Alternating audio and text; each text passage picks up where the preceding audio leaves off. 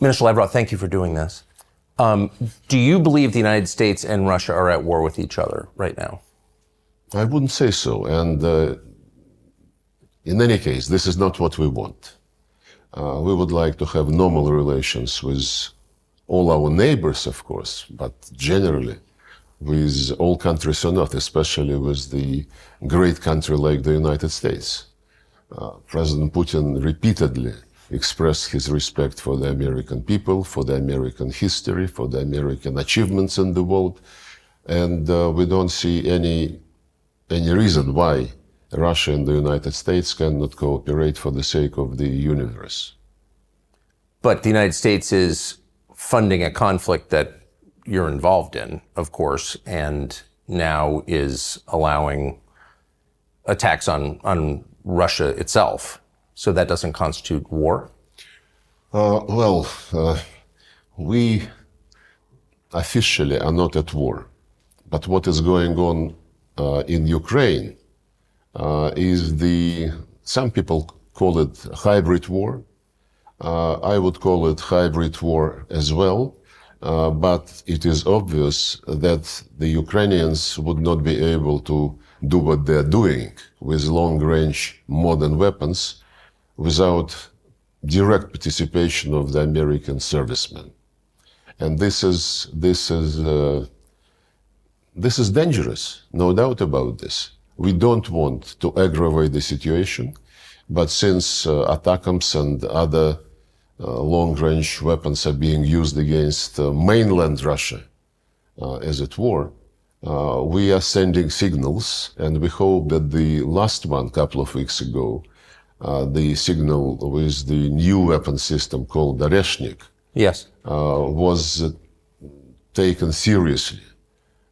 However, we also know that some officials in the Pentagon and in other places, including NATO, they started saying in the last few days something like, well, NATO is a defensive alliance, but sometimes you can strike first because the attack is the best defense.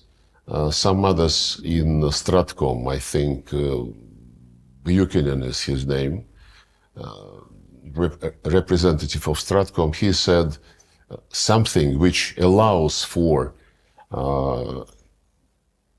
an eventuality of exchange of limited nuclear strikes. And this kind of threats are really worrying, because if they are following the logic which some Westerners have been pronouncing lately, that, well, don't believe that Russia has red lines, they announce their red lines, these red lines are being moved again and again and again, this is a very serious mistake. That's what I would like to say in response to this question. It is not us who started the war. Putin repeatedly said that we started the operation in order to end the war which Kiev regime was conducting against its own people in the parts of Donbass. And just in his latest statement, the president clearly indicated that we are ready for any eventuality, but we strongly prefer peaceful solution through negotiations on the basis of respecting legitimate security interests of Russia and on the basis of respecting the people who live in Ukraine, who still live in Ukraine being Russians, and their basic human rights, language rights, religious rights have been exterminated by series of legislation passed by the Ukrainian parliament, and they started long before the special military operation. Since 2017, legislation was passed prohibiting Russian education in Russian, prohibiting Russian media operating in Ukraine, then prohibiting Ukrainian media working in Russian language, and the latest, of course, there were also steps to cancel any cultural events in Russian. Russian books were thrown out of libraries, and exterminated. And the latest was the law prohibiting canonic Orthodox Church, Ukrainian Orthodox Church. And it's very interesting when people in the West say we want this conflict to be resolved on the basis of the UN Charter and respect for territorial integrity of Ukraine, Russia must withdraw. The Secretary General of the United Nations says similar things. Recently, his representative repeated that the conflict must be resolved on the basis of international law, UN Charter, General Assembly resolutions, while respecting territorial integrity of Ukraine. It's a misnomer, because if you want to respect the United Nations Charter, you have to respect it in its entirety. And the United Nations Charter, among other things, says that all countries must respect equality of states and right of people for self-determination.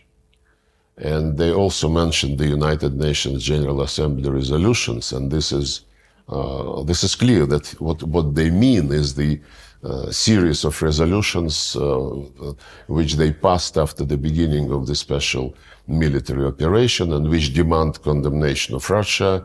Russia get out of Ukraine territory in 1991 borders. But there are other United Nations General Assembly resolutions which were not voted, but which were consensual. And among them is a declaration on principles of relations between states on the basis of the Charter. And it clearly says, by consensus, everybody must respect territorial integrity of states whose governments respect the right of people for self-determination, and because of that, represent the entire population living on a given territory. To argue that the people who came to power through military coup d'etat in February 2014 represented Crimeans or the citizens of eastern and southern Ukraine is absolutely useless. It is obvious that Crimeans rejected the coup. They said, leave us alone, we don't want to have anything with you. So did Donbass. Crimeans held referendum, and they rejoined Russia. Donbass was declared by the putschists who came to power a terrorist group. They were shelled, attacked by artillery. The war started, which was stopped in February 2015. And the Minsk agreements were signed, and we were very sincerely interested in closing this drama by seeing Minsk agreements implemented fully. It was sabotaged by the government which was established after the coup d'etat in Ukraine. There was a demand that they enter into a direct dialogue with the people who did not accept the coup. There was a demand that they promote economic relations with that part of Ukraine, and so on and so forth. None of this was done. The people in Kyiv were saying we would never talk to them directly, and this is in spite of the fact that the demand to talk to them directly was endorsed by the Security Council. And they said they are terrorists, we would be, fighting them, and they would be dying in cellars because we are stronger. Had the coup in February 2014, had it not happened, and had the deal which was reached the day before between the then president and the opposition implemented, Ukraine would have stayed one piece by now with Crimea in it. It's absolutely clear. They did not deliver on the deal, instead they staged the coup. The deal, by the way, provided for creation of a government of national unity in February 2014 and holding early elections, which the then president would have lost Everybody knew that. But they were impatient, and they took the government buildings next morning. They went to this Maidan Square and announced that they created the government of the winners. Compare the government of national unity to prepare for elections and the government of the winners. How can the people whom they, in their view, defeated, how can they pretend that they respect the authorities in Kiev? You know, the right for self-determination is the international legal basis for decolonization process, which took place in Africa on the basis of this charter principle, right for self-determination. The people in the colonies, they never treated the colonial powers, colonial masters, as somebody who represent them, as somebody whom they want to see in the structures which govern those lands. By the same token, the people in east and south of Ukraine, people in Donbass and Novorossiya, they don't consider the Zelenskyy regime as something which represents their interests. How can they, when their culture, their language, their traditions, their religion, all this was prohibited? Yes. And the last point is that if we speak about the UN Charter, resolutions, international law, the very first article of the UN Charter, which the West never recalls in the Ukrainian context, says respect human rights of everybody, irrespective of race, gender, language, or religion. Take any conflict. The United States, UK, Brussels, they would interfere saying, oh, human rights have been grossly violated. We must restore the human rights in such and such territory. On Ukraine, never, ever they mumbled the words human rights. Seeing these human rights for the Russian and Russian-speaking population being totally exterminated by law. So when people say, let's resolve the conflict on the basis of the Charter, yes, but don't forget that the Charter is not only about territorial integrity, and territorial integrity must be respected only if the governments are legitimate and if they respect the right of their own people.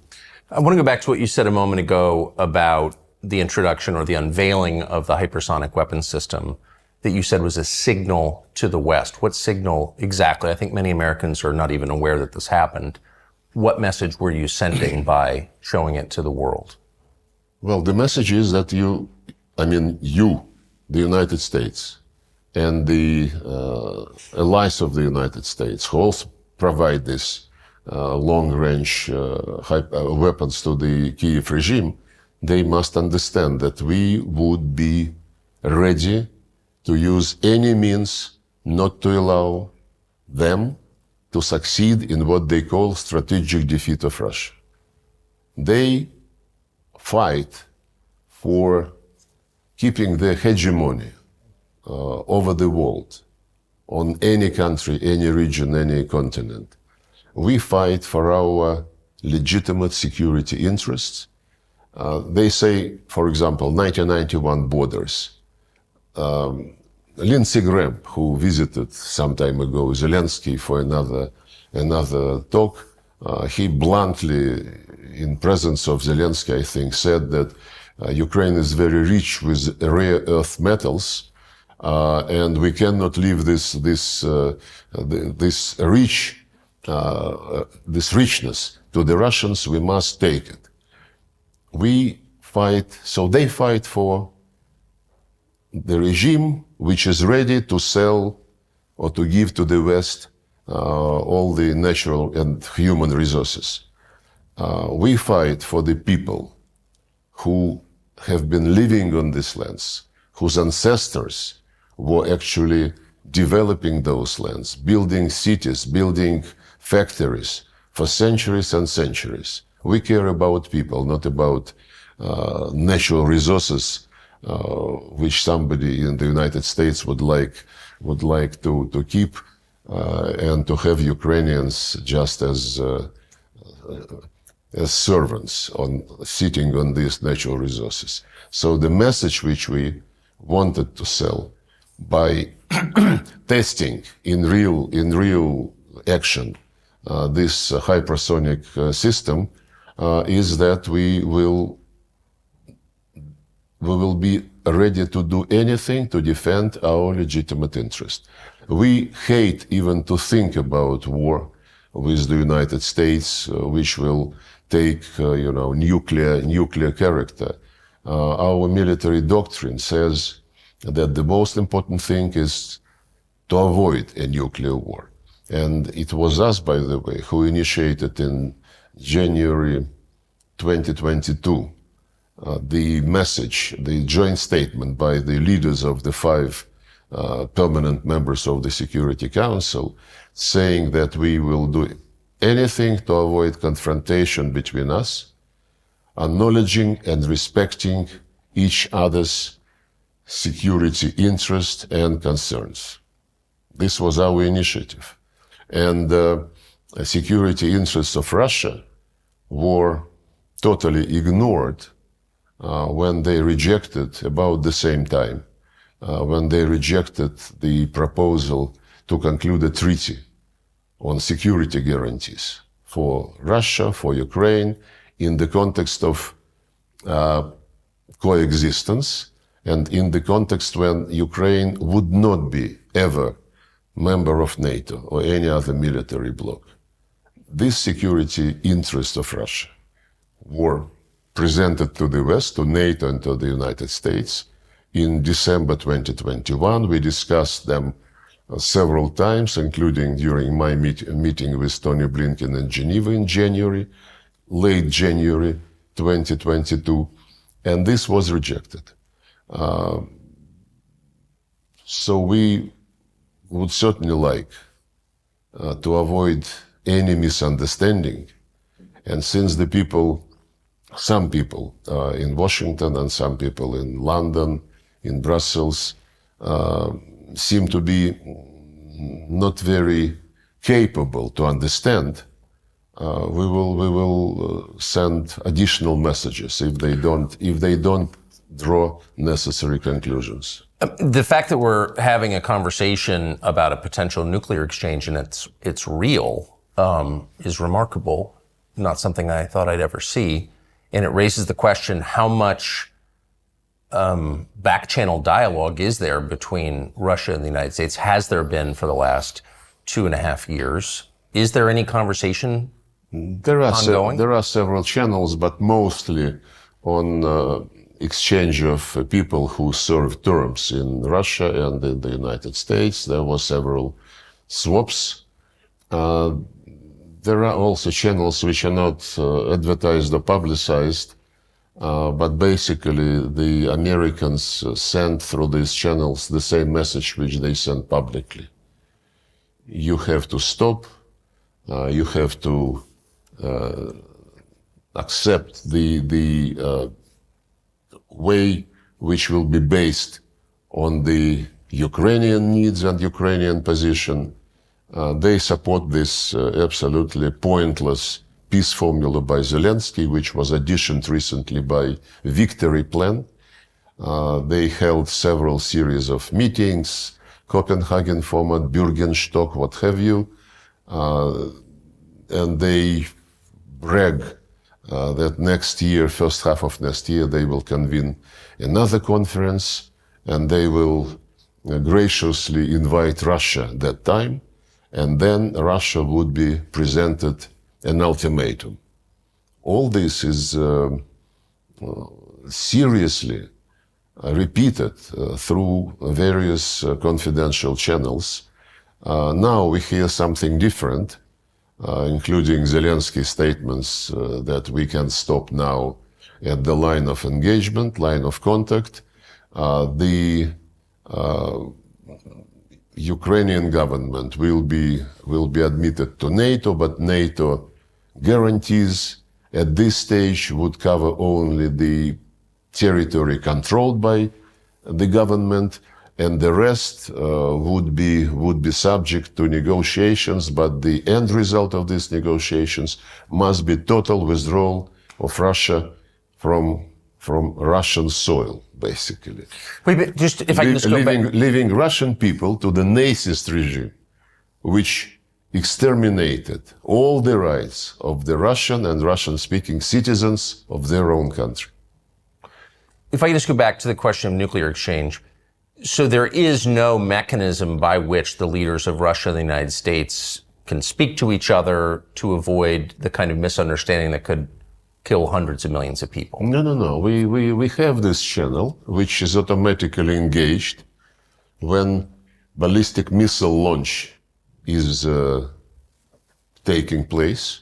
As regards this Oreshnik hypersonic ballistic missile, mid-range ballistic missile, 30 minutes in advance, this system sent the message to the United States, and they knew that this was the case, and that they don't mistake it for anything bigger and real dangerous. I think the system sounds very dangerous. Well, it was a test launch, you know. Yes. Oh, you're speaking of the test. Okay. But I just wonder how worried you are that, considering there doesn't seem to be a lot of conversation between the two countries, both sides are speaking about exterminating the other's populations, that this could somehow get out of control in a very short period and no one could stop it. It seems incredibly No, we're not talking about exterminating anybody's population. We did not start this war. We have been, for years and years and years, sending warnings that pushing NATO closer and closer to our borders is going to create a problem. Yes. 2007, Putin started to explain, you know, to the people who seem to be overtaken by the end of history and being dominant, no challenge, and so on and so forth. And of course, when the coup took place, the Americans did not hide that they were behind it. There is a conversation between Victoria Nuland and the then American ambassador in Kyiv when they discuss personalities to be included in the new government after the coup. The figure of $5 billion spent on Ukraine after independence was mentioned as the guarantee that everything would be like the Americans want.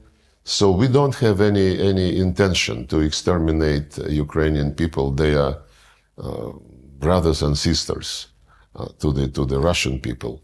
How many have died so far, do you think, on both sides? It is not disclosed by Ukrainians. Zelenskyy was saying that it is much less than 80,000 persons on Ukrainian side. But there is one very reliable figure in Palestine. During 1 year after the Israelis started their operation in response to this terrorist attack, which we condemned, and this operation, of course, acquired the proportion of collective punishment, which is against international humanitarian law as well. So during 1 year after the operation started in Palestine, the number of civilians, Palestinian civilians, killed is estimated 45,000. This is almost twice as many as the number of civilians on both sides of Ukrainian conflict who died during 10 years after the coup. 1 year and 10 years. So it is a tragedy in Ukraine. It's disaster in Palestine, but we never ever had as our goal killing people. and Ukrainian regime did. The head of the office of Zelenskyy once said that we will make sure that cities like Kharkov, Nikolaev will forget what Russian means at all. Another guy in his office stated that Ukrainians must exterminate Russians through law or, if necessary, physically. Ukrainian former ambassador to Kazakhstan, forgot his name, became famous when giving an interview and looking into the camera, being recorded and broadcast. He said, our main task is to kill as many Russians as we can so that our kids have less things to do. And the statements like this are all over the vocabulary of the regime. How many Russians in Russia have been killed since February of 2022? It's not for me to disclose this information. In the time of military operations, special rules exist, and our Ministry of Defense follows these rules. But the very interesting fact that when Zelenskyy was playing not in international arena, but at his comedy club or whatever it is called, he was. There are videos from that period when he was bluntly defending the Russian language. He was saying, what is wrong with Russian language? I speak Russian. Russians are our neighbors. Russian is one of our languages. And get lost, he said, to those who wanted to, to attack the Russian language and Russian culture. When he became president, he changed very fast.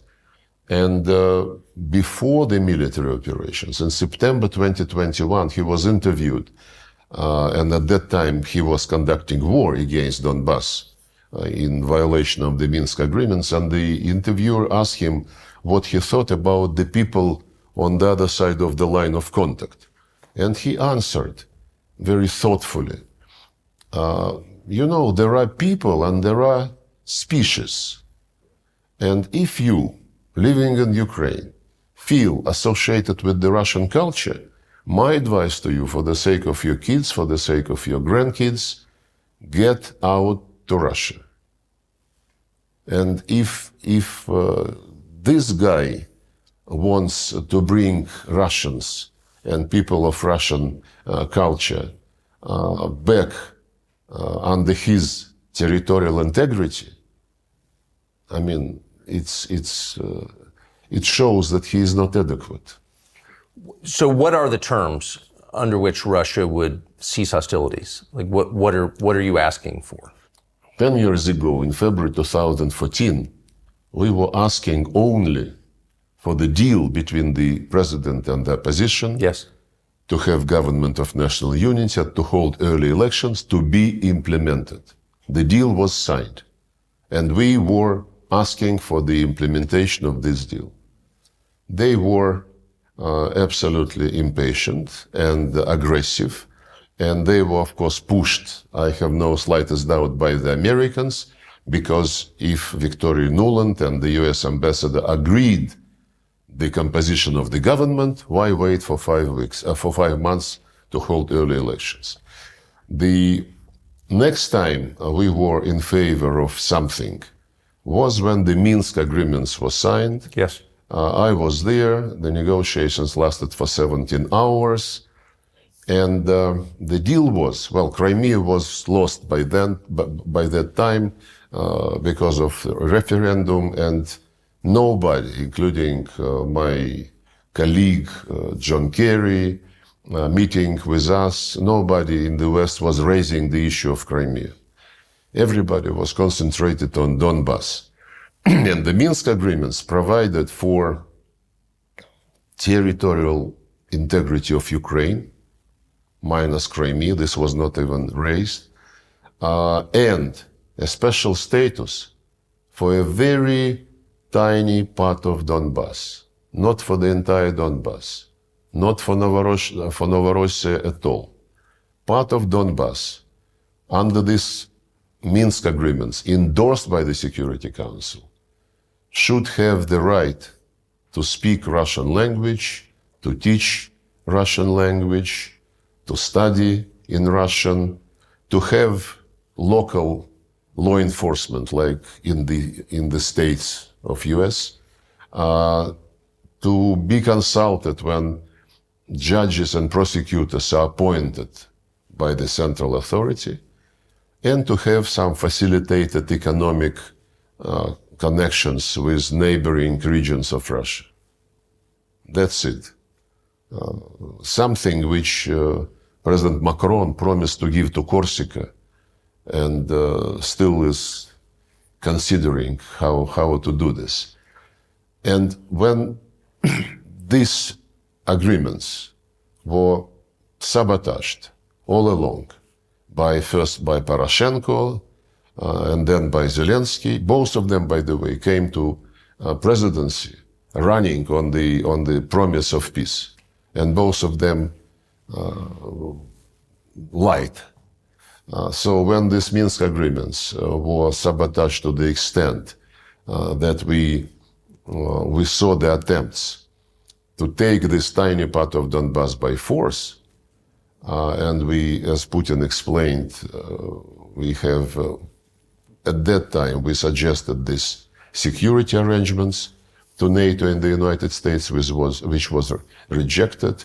And when the Plan B was launched by Ukraine and its sponsors, trying to take this part of Donbass by force, it was then that we launched the special military operation.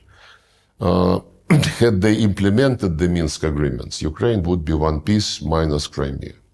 But even then, when Ukrainians, after we started the operation, suggested to negotiate, we agreed. There were several rounds in Belarus, and one later they moved to Istanbul. And in Istanbul, Ukrainian delegation put a paper on the table saying those are the principles on which we are ready to agree. And we accepted those principles. The Minsk principles. No, the Istanbul principles. Yes. That was April 22. Right. Which was no NATO, but security guarantees to Ukraine collectively provided with the participation of Russia. And these security guarantees would not cover Crimea or the east of Ukraine.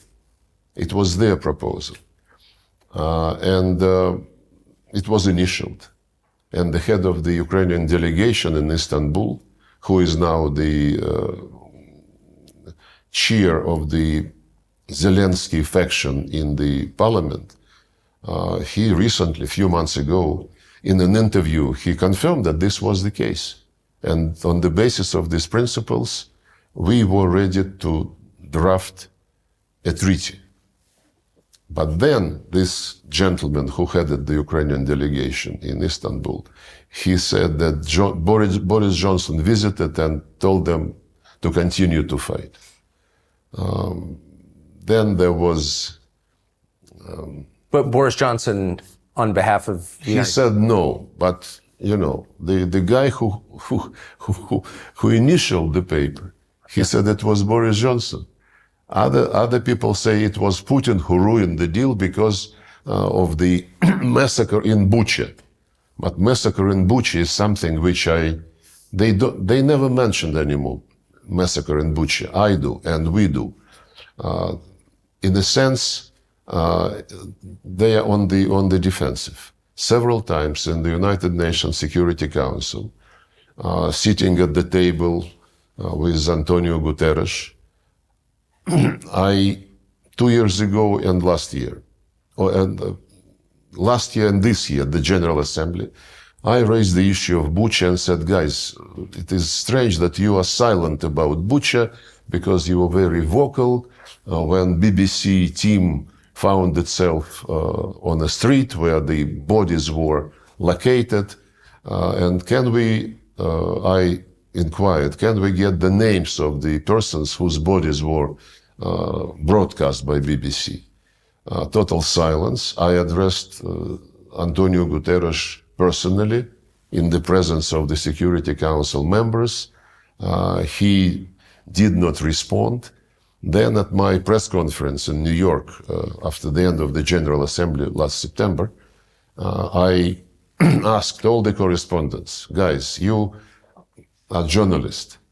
Maybe you're not an investigative journalist, but journalists normally are interested to get the truth.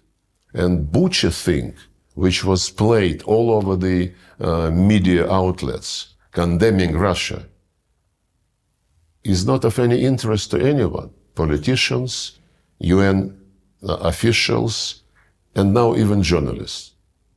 I asked them, when I talked to them in September, please, as professional people, try to get the names of those whose bodies were shown in Bucha.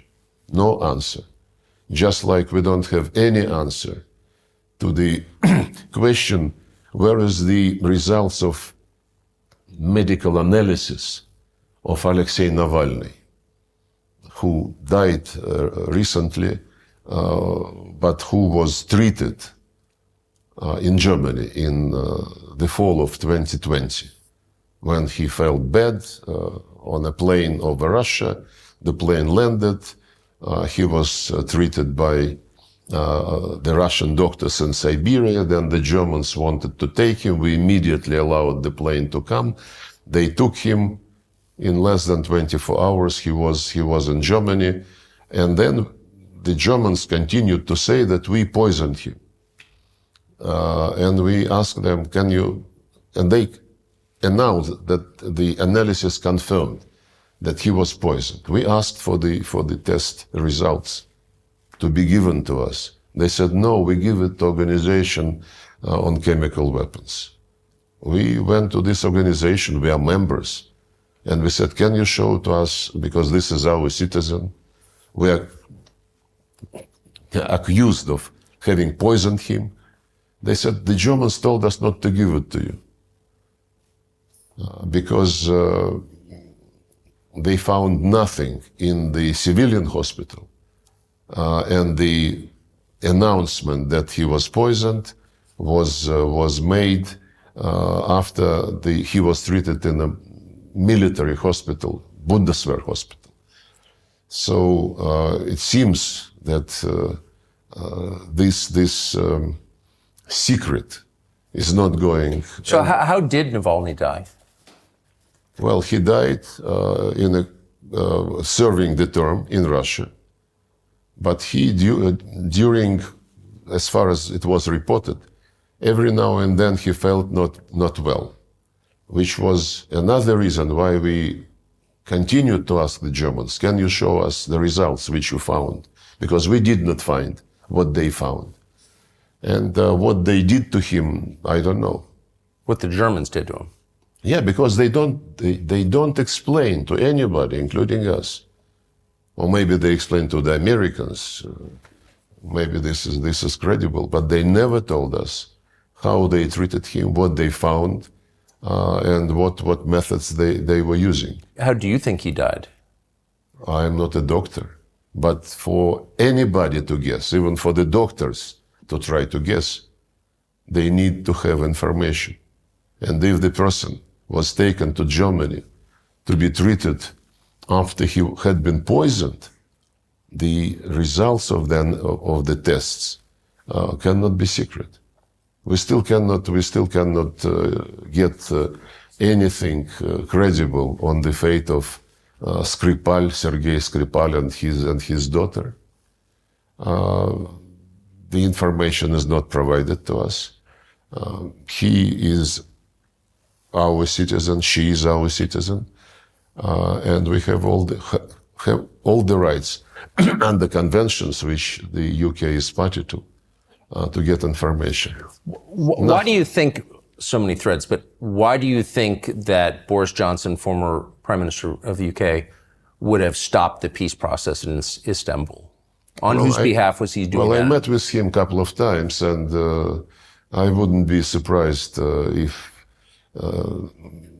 if he was motivated by some immediate desire or by some long-term strategy. He is not very predictable. Okay. Do you think he was acting on behalf of the U.S. government, on behalf of the Biden administration? He was doing this independently? I mean, I don't know. I don't know, and I wouldn't guess. The fact that the Americans and the Brits are leading in this quote-unquote situation is obvious. Now it is becoming also clear that there is a fatigue in some capitals, and there are talks every now and then that the Americans would like to leave it with the Europeans and to concentrate on something more important. I wouldn't guess. We would be judging by specific steps. It's obvious, though, that Biden administration would like to leave legacy to the Trump administration as bad as they can. yes. And similar to what Obama did to Trump during his first term, when late December 2016, Obama expelled Russian diplomats just very late December, 120 persons with family members, did it on purpose, demanded them on leave on the day when there was no direct flight from Washington, so they had to move to New York by buses with all their luggage, with children, and so on and so forth. And at the same time, Obama announced the arrest of pieces of diplomatic property of Russia. And we still never were able to come and see what is the state of this Russian property. They never allowed us to come and see, though, under all convention. They just say that these pieces we don't consider as being covered by diplomatic immunity, which is a unilateral decision, never substantiated by any international court. So you believe the Biden administration is doing something similar again to the incoming Trump administration? Yeah, because that episode with the expulsion and the seizure of property certainly did not create the promising ground for beginning of our relations with the Trump administration. So I think they're doing the same. But this time, President Trump was elected on the explicit promise to bring an end to the war in Ukraine. So, I mean, he said that in appearance after appearance. So given that there is hope for a resolution, it sounds like, what are the terms to which you'd agree? Well, the terms, I basically alluded to them when President Putin spoke in this ministry on the 14th of June. He once again reiterated that we were ready to negotiate on the basis of the principles which were agreed in Istanbul and rejected by Boris Johnson, according to the statement of the head of the Ukrainian delegation. The key principle is no non-bloc status of Ukraine, and we would be ready to be part of the group of countries who would provide collective security guarantees to No Ukraine. NATO. No NATO, absolutely. No military bases. No military exercises on the Ukrainian soil with participation of foreign troops. And this is something which he reiterated. But of course, he said it was April 2022. Now some time has passed. And the realities on the ground would have to be taken into account and accepted. The realities on the ground are not only the line of contact, but also the changes in the Russian constitution after referendum was held in Donetsk, Lugansk republics and Kherson and Zaporozhye regions. Yes. And they are now part of the Russian Federation according to the constitution, and this is a reality. And of course, we cannot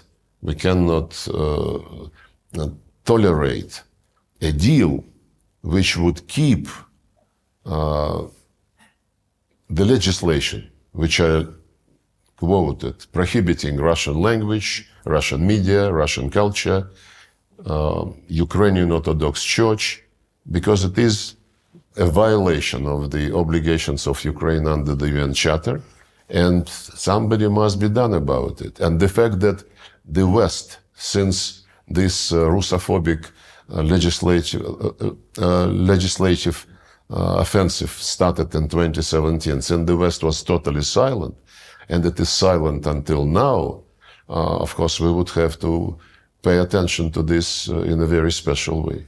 Would dropping sanctions against Russia be a condition? I would say probably many people in Russia would like to make it a condition, but the more we live under sanctions, the more we understand that it is better to rely on yourself and to develop mechanisms, to develop platforms for cooperation with normal countries who are not unfriendly to you, and don't mix economic interest and policies, and especially politics. And we learned a lot after the sanctions started. Sanctions started under Obama. They continued in a very big way under the first term of Trump. And these sanctions under the Biden administration are absolutely unprecedented. But what doesn't kill you makes you stronger, you know. And well, but it also just drives... They would be never kill us, so they are making us stronger. And driving Russia east. And so the vision that I think sane policymakers in Washington had 20 years ago is why not bring Russia into a Western bloc, sort of as a balance against the rising East? But it doesn't seem like that. Do you think that's still possible? I don't think so. Recently, Putin was speaking at Valdai Club. Politologists and experts.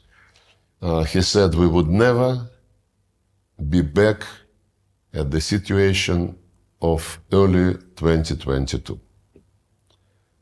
That's when he realized for himself, apparently, not only he, but he spoke publicly about this, that all attempts to be on equal terms with the West have failed. It started after the demise of the Soviet Union. There was euphoria. We are now part of the liberal world, the democratic world, end of history.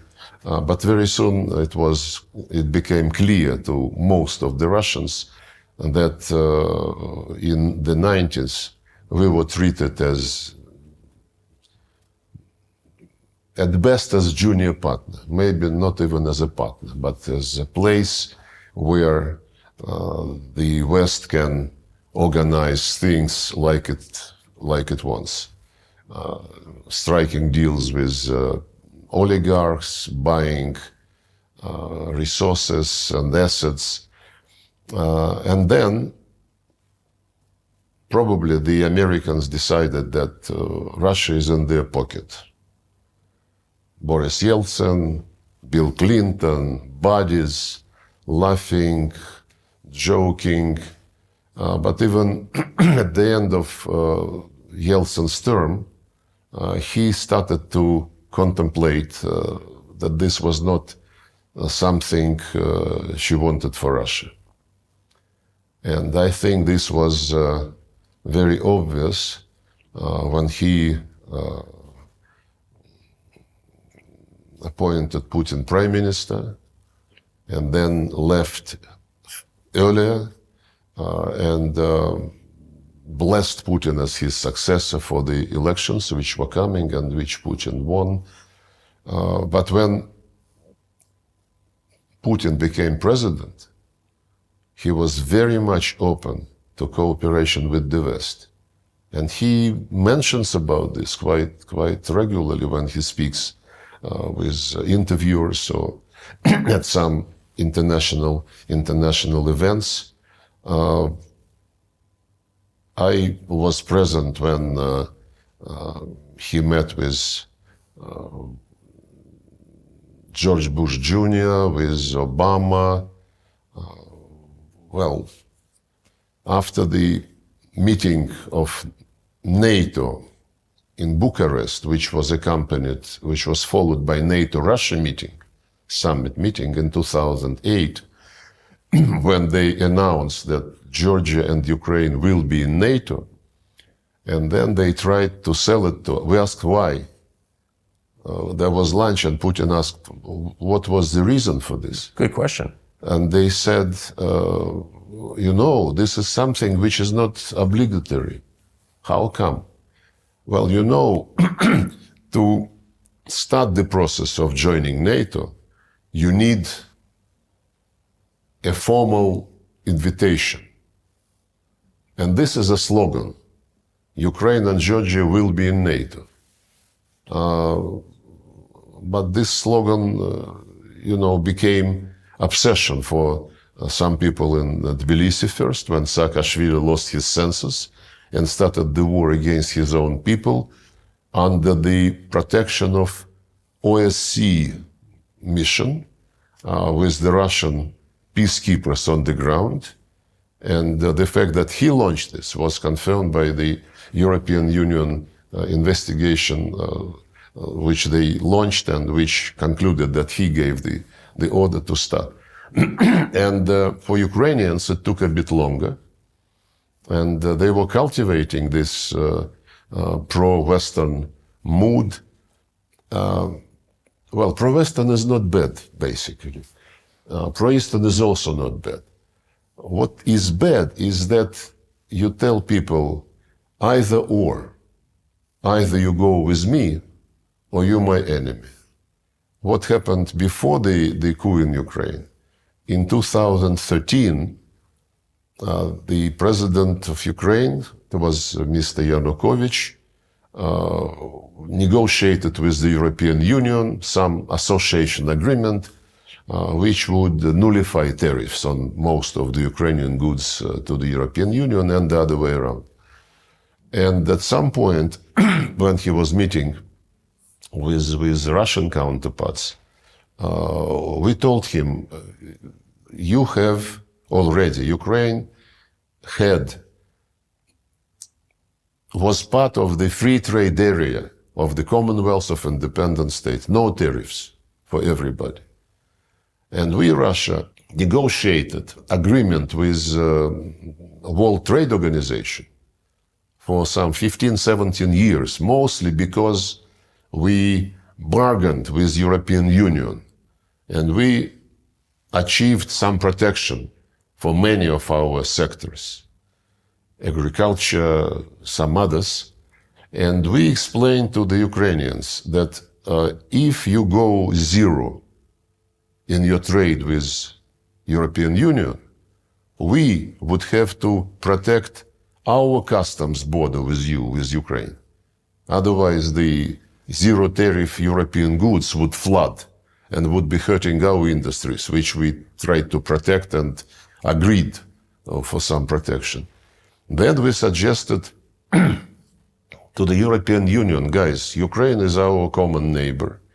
You want to have better trade with Ukraine. We want the same.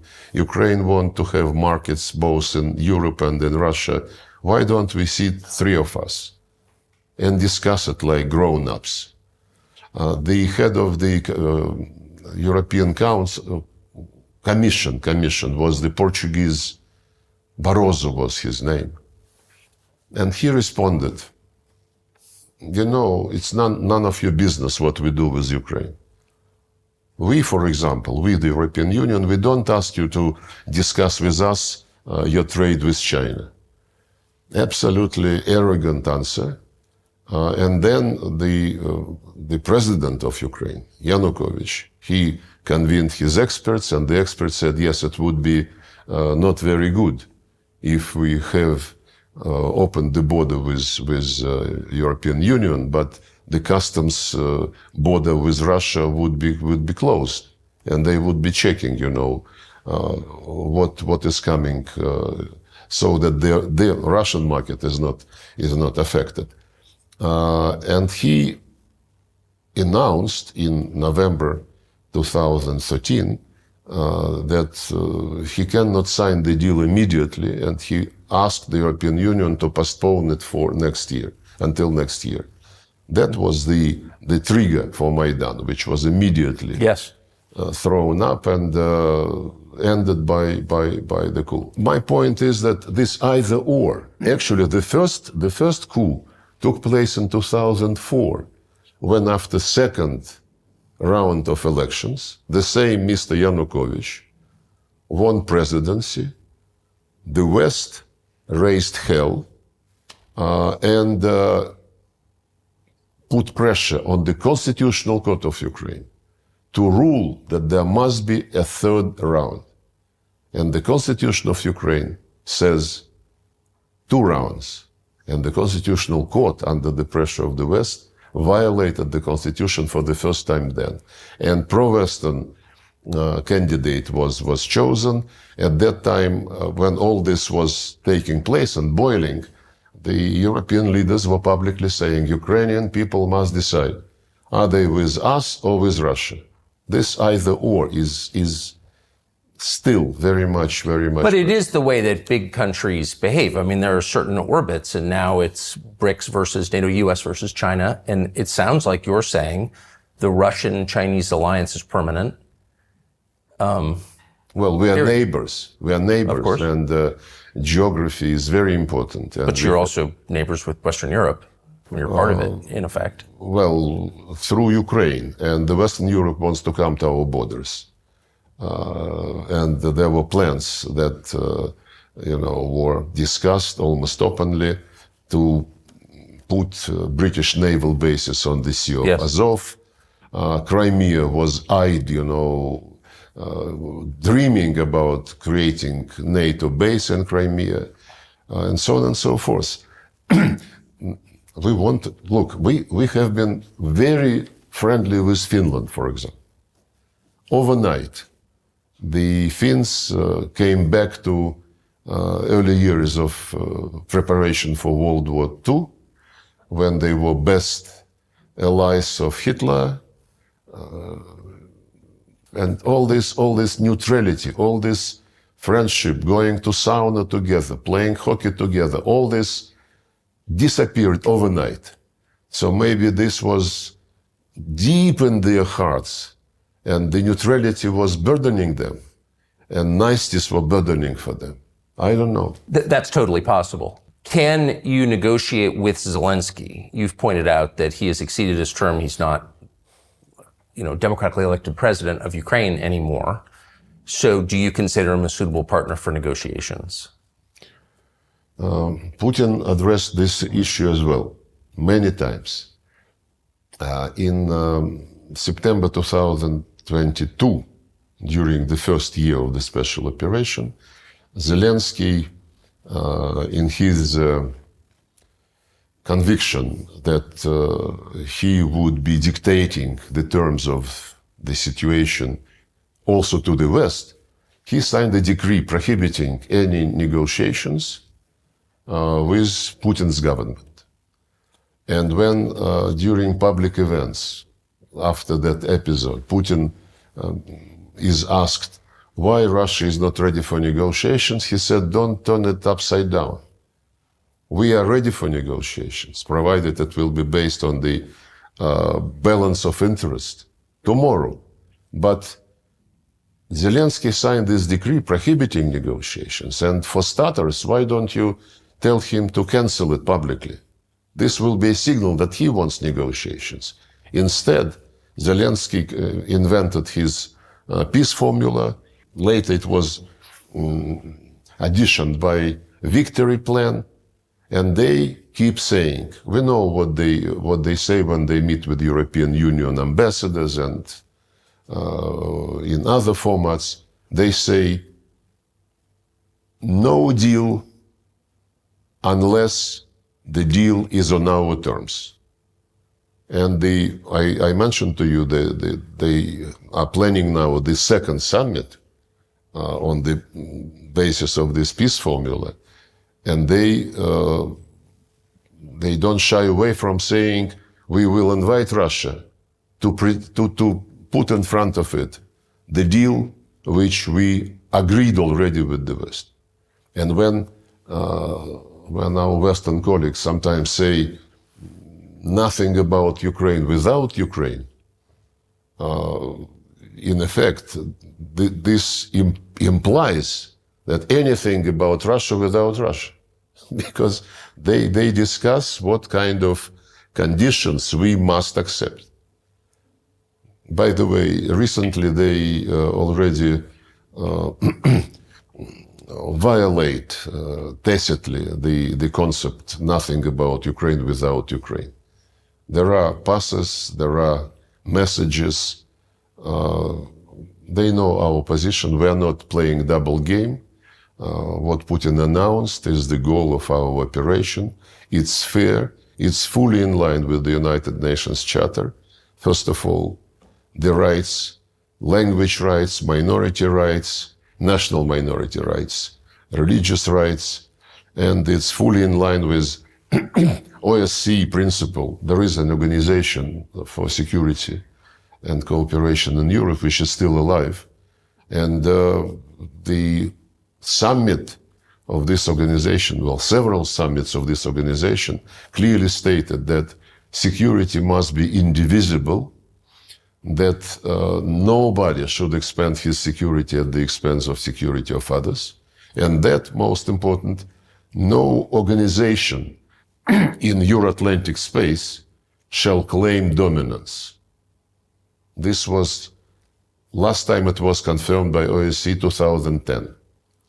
And NATO was doing exactly the opposite. Yes.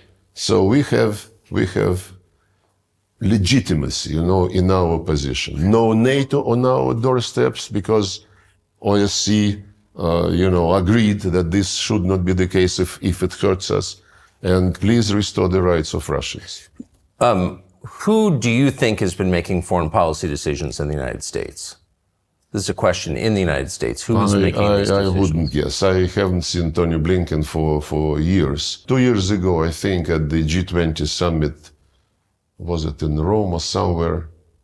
In the margins. His assistant, I was representing Putin, and his assistant came up to me during a meeting and said that Tony wants to talk just for 10 minutes. I left the room, we shook hands, and he said something about the need to de-escalate and so on and so forth. I hope he is not going to be angry with me since I am disclosing this. But we were meeting in front of many people present in the room. And I said, we don't want to escalate. You want to inflict strategic defeat upon Russia. He said, no. It is not strategic defeat globally. It is only in Ukraine. You've not spoken to him since? No. Have you spoken to any officials in the Biden administration since then? I don't want to ruin their career. But have you had meaningful conversations? No. Not at all. No, when I met in international events, one or another person whom I know, an American, I mean. Yeah.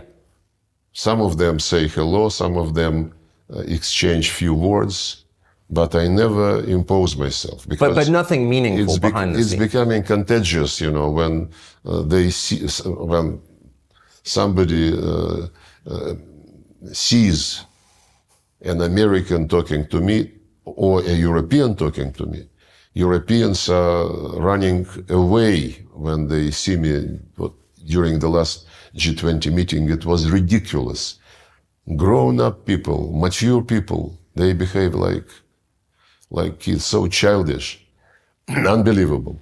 So you said that when in 2016 in December, the Obama administration left a bunch of bombs, basically, for the incoming Trump administration. In the last month, since the election, you have all sorts of things going on politically in bordering states in this region that, in Georgia and Belarus, in Romania, and then, of course, most dramatically in Syria, you have turmoil.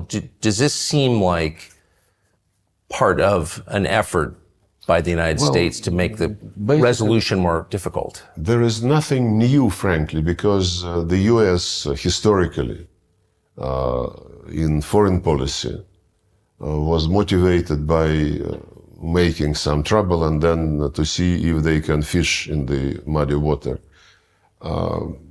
Iraqi aggression, Libyan adventure, ruining the state, basically. Fleeing from Afghanistan, now trying to get back through the back door, using the United Nations, to organize some event where the US can be present, in spite of the fact that they left Afghanistan in very bad shape and arrested money, don't want to give it back. I think this is, if you analyze the American foreign policy steps, adventures, most of them is the right word. That's the pattern. They create some trouble and then they see how to use it. In Georgia, the OSCE monitors elections. When it used to monitor elections in Russia, they would always be very negative. And on other countries as well, Belarus, Kazakhstan. This time in Georgia, the monitoring mission of OSCE presented a positive report. And it is being ignored.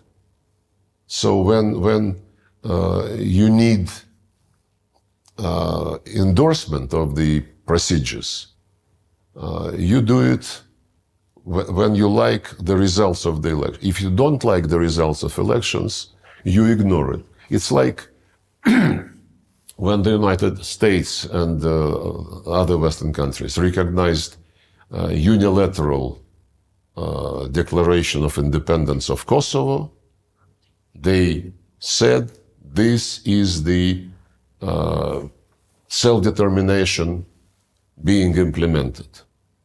When a few years later, and there was no referendum in Kosovo, unilateral declaration of independence.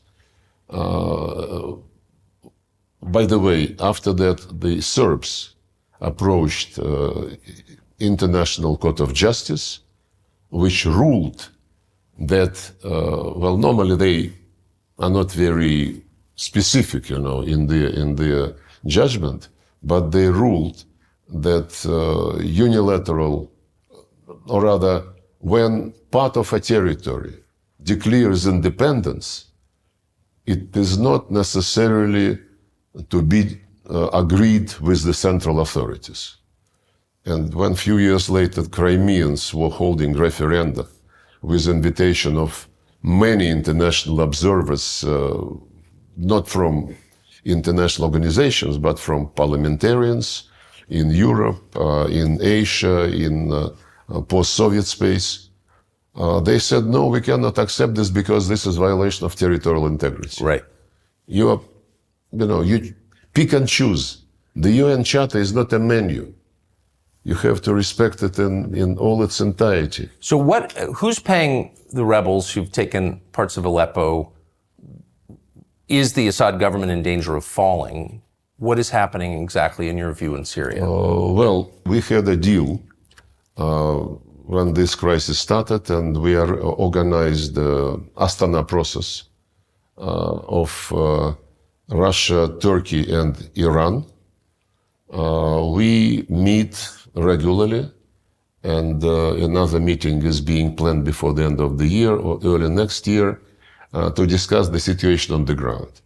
And the rules of the game is to help Syrians to come to terms with each other and to prevent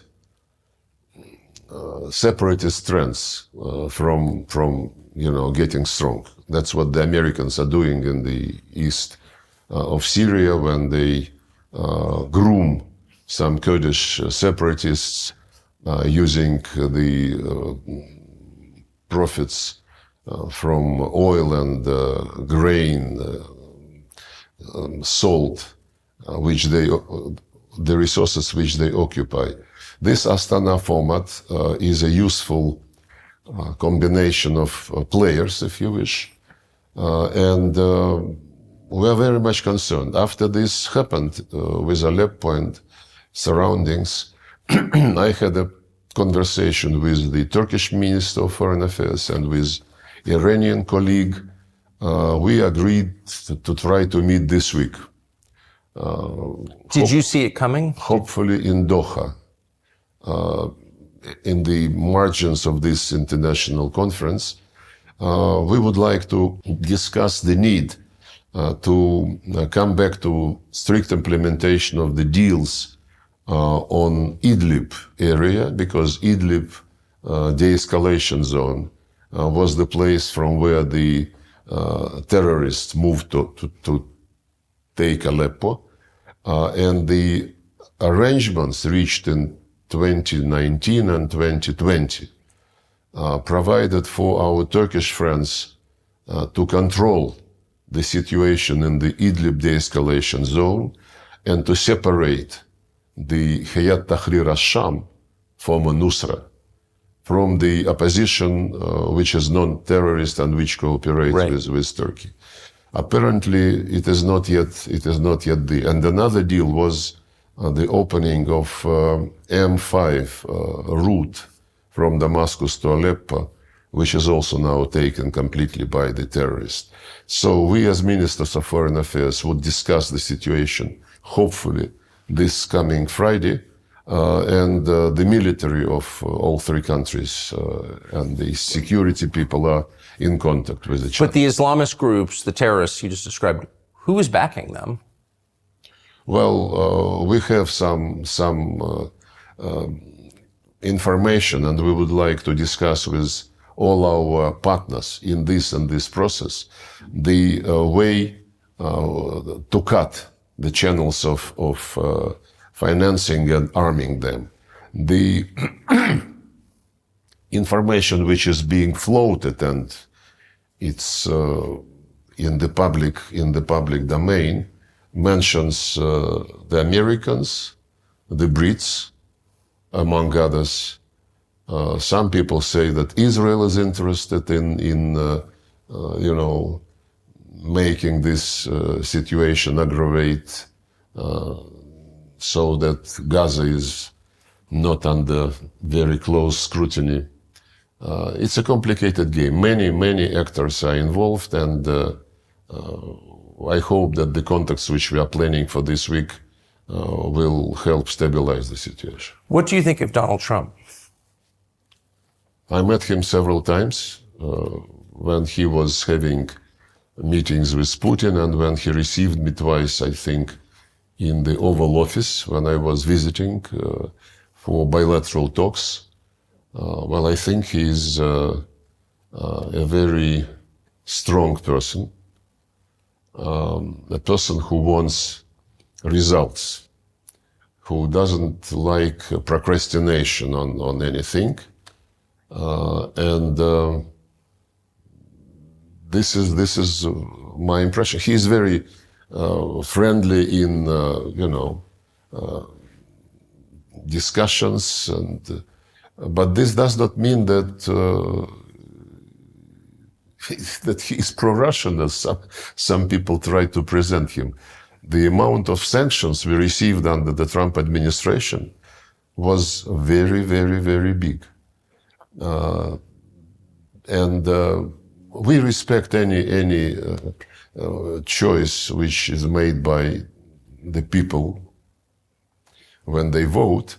We respect the choice of American people, and we are open, as Putin said, we are open to contacts with, we have been open all along with the current administration. And we hope that when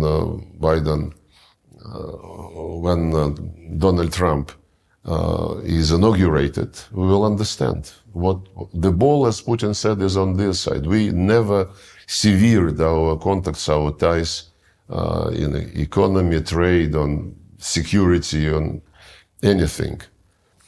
And my final question is, how sincerely worried are you about an escalation in conflict between Russia and the United States, knowing what you do? Well, we started with this question, more or less. It seems the central question. Yes, and the Europeans say that it's not, they whisper to each other that it is not for Zelenskyy to dictate the terms of the deal, it's for the US and Russia. I don't think we should be presenting our relations as, two guys decide for everybody.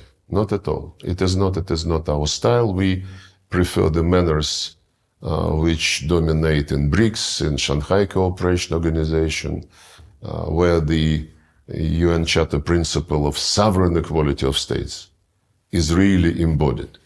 The US is not used to respect sovereign equality of states. The United States, when they say we cannot allow Russia to win on Ukraine because this would undermine our rules-based world order. And rules-based world order is American domination.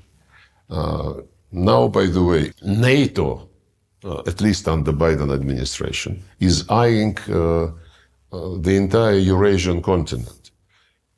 Indian, Pacific strategies, South China Sea, East China Sea is already on NATO agenda. NATO is moving infrastructure there. AUKUS, building quartet Indo-Pacific 4, they call it. Japan, Australia, New Zealand, South Korea. US, South Korea, and Japan are building military alliance with some nuclear components. And Stoltenberg, the former Secretary General of NATO, said